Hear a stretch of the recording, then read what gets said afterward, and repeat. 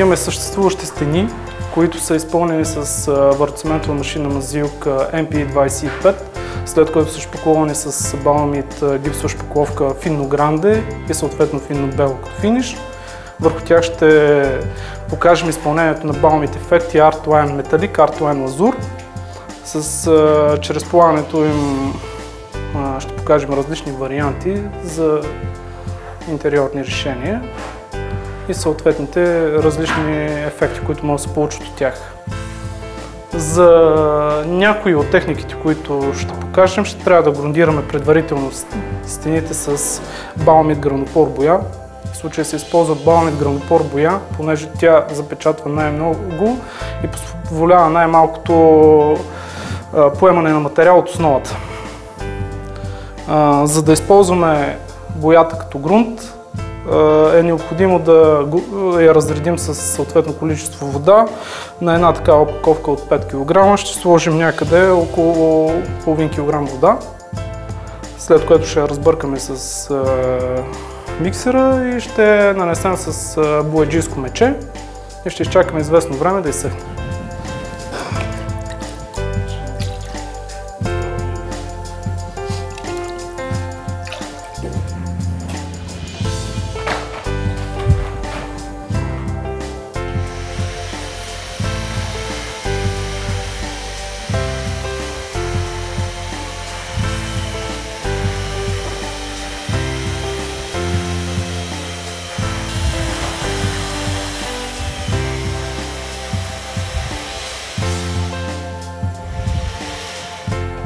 След като сме разбъркали боята, вземем мечето и започваме да нанасяме като грунт.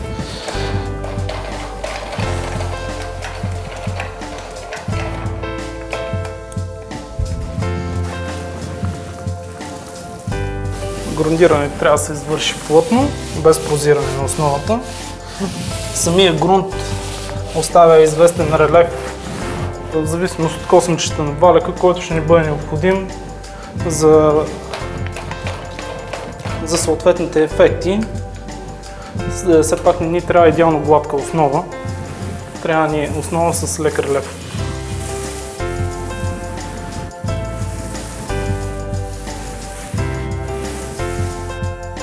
Вече сме грундирали едната стена.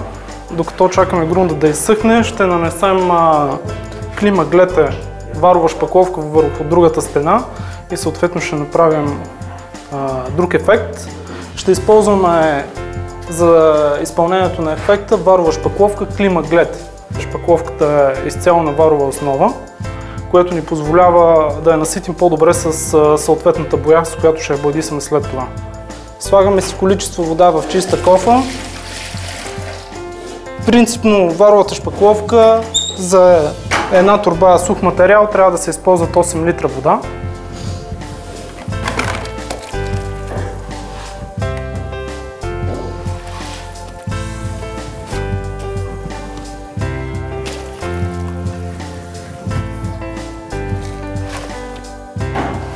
Материала ще го разбъркаме два пъти, за да можем да получим съответен разтвор, който ще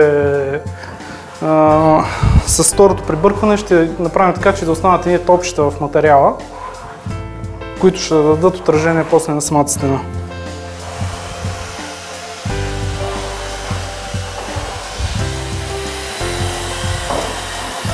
След като разбъркаме веднъж материала, добавяме сух материал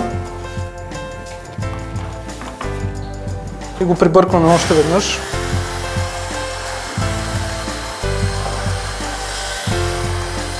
Получената смес е разбъркана вече, не е абсолютно хомогенна, има образувани неразбити топчета, като ето тук, тук.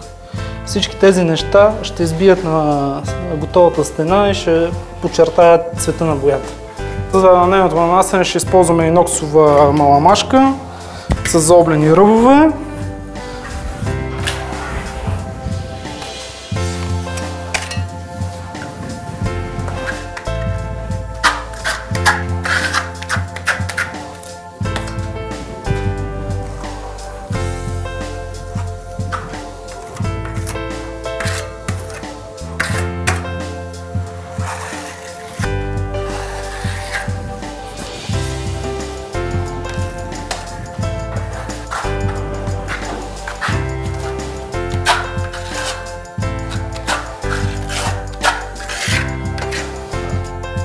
За да постигнем по-арт визия на нашия ефект, можем да нарисуваме нещо на вече готовата нанесена стена.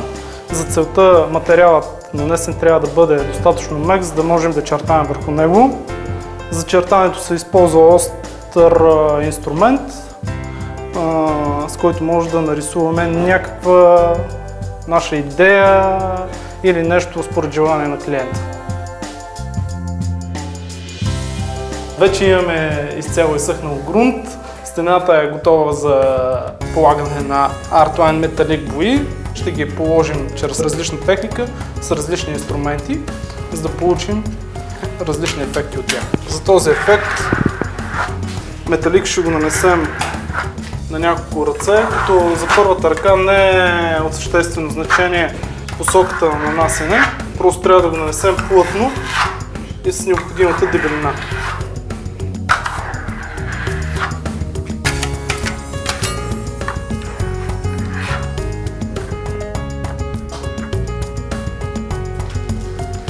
Оставяме го да изсъхне, след което ще нанесем втори слой. За първото нанасене не е необходимо да бъде абсолютно равно и абсолютно еднакво нанесен материал. Имаме идея да покажем няколко ефекта, затова сме разделили стената на 3 с ленти. Сега ще нанесем по същия начин друг цвят Artline металик. Ще използваме розовия цвят.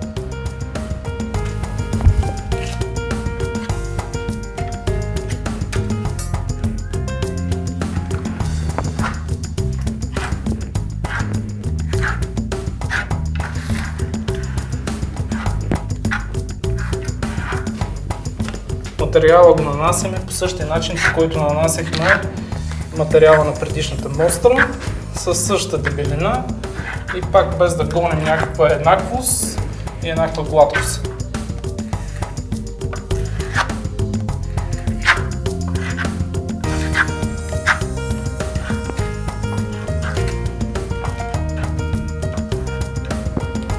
На останалото поле от стената ще боядисаме Artline лазур с помощта на тази гъба. Материала, който ще вземем с гъбата, ще бъде само от тази страна, за да може с тази страна гъбата да нанася, а с тази чистата част от нея да отнеме материал от стената.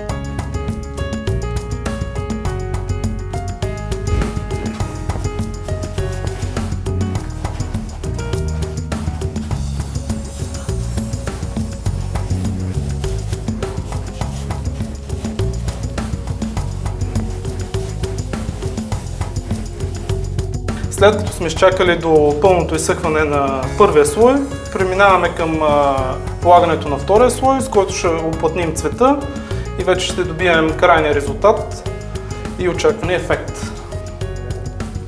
За да оформим ъгъла, с който не можем да го направим с гъбата, използваме четка за отсичане.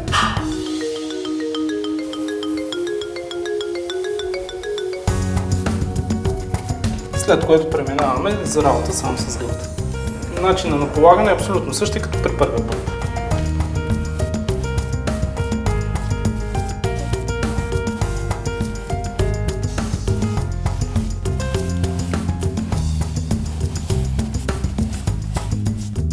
Вече имаме завършен ефект. Това е крайният резултат от полагането на Artline лазур по този начин. Вече преминаваме към оцветяването на другата стена, като за целта ще използваме друг цвят Artline лазур.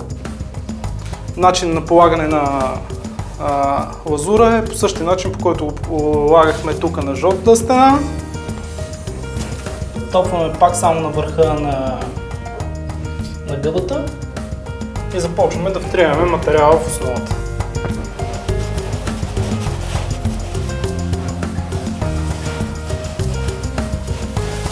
При изпълнение на по-големи стени е необходимо основното предварително да се грунтира или с бални дълбок проникващ грунт или с Artline финиш.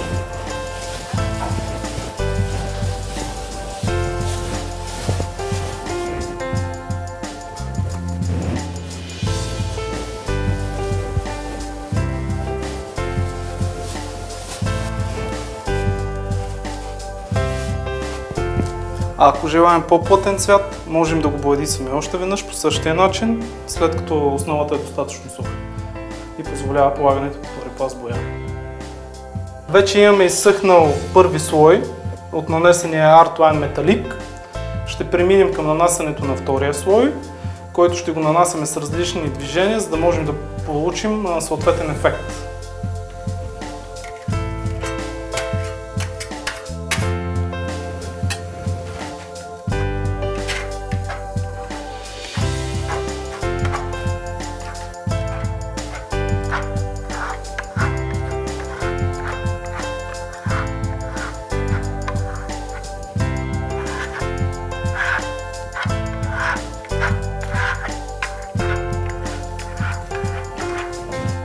Докато чакаме да подсъхне първия цвят, ще работим върху втория.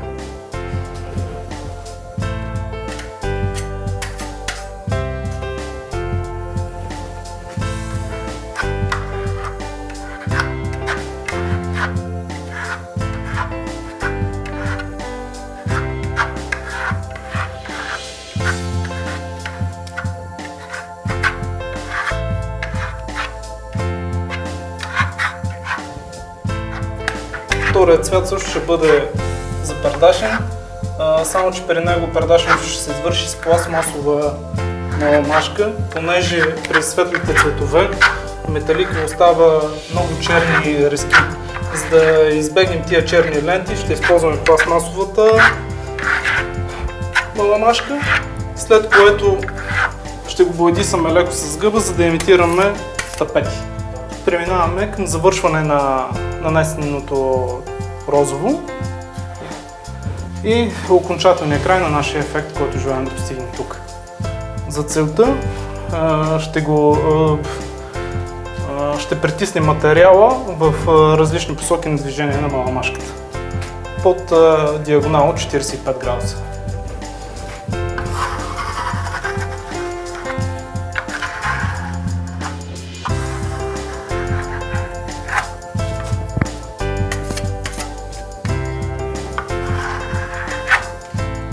Готови сме с полагането на този ефект.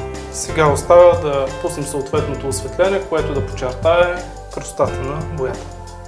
Преминаваме към завършването на последната мостра. За целта ще използваме пластмасовата маламашка. За светли цветове е нужно да се ползва пластмасова маламашка, за да не остава черни следи. Този път пердашенето ще го извършим в кръг, като го правим по този начин.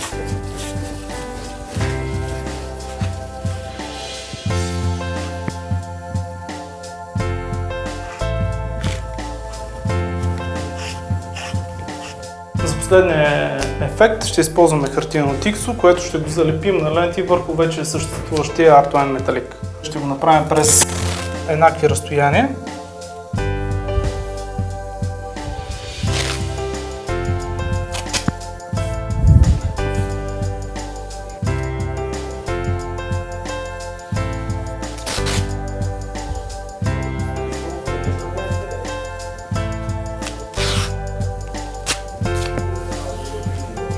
Вече сме разкроили стената, за да подчертаем различния цвят. Ще използваме друг цвят Artline металик, който ще го нанесем с гъбата, с която нанасихме Artline азур.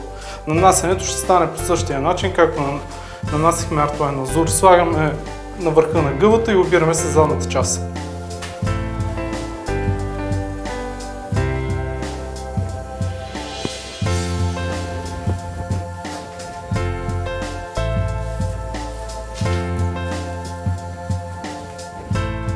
Вече имаме изсъхнал слой боя, преминаваме при нанасянето на втория, който ще го нанасяме по абсолютно същия начин и преминаваме към нанасяне върху стената. Нанасянето на втори слой боя го правим с идея, за да можем да нанесем по-плътен слой боя.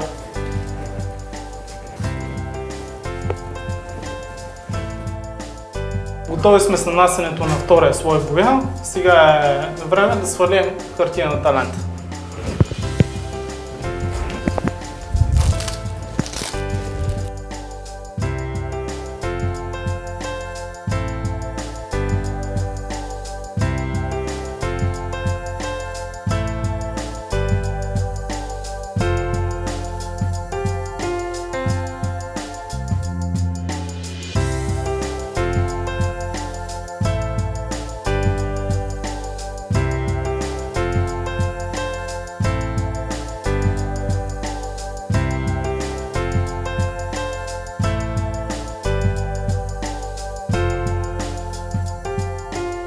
при изпълнението на по-големи площи и по-големи стени е необходимо да бъдат повече майсторите и изпълнителите на съответния ефект, за да не се получава натрупване, за да може да се изпълни в истинския му вид ефекта и за да може да стои достатъчно добре. Baumit Artline Лазур и Металик ви дават възможност да получите нови необичайни ефекти по фасадата. Модерните, ефектни, запомнящи се цветове, някои с гланц на благородни метали, ви даряват с нови предизвикателства да оформите своя интериор или фасада, допринасяйки за индивидуално, артистично и пълно с фантазия решение. Baumit Artline Лазур и Металик са подходящи за полагане освен върху шпакловки и върху всички Baumit фасадни мазилки и бои. Baumit. Идеи с бъдеще.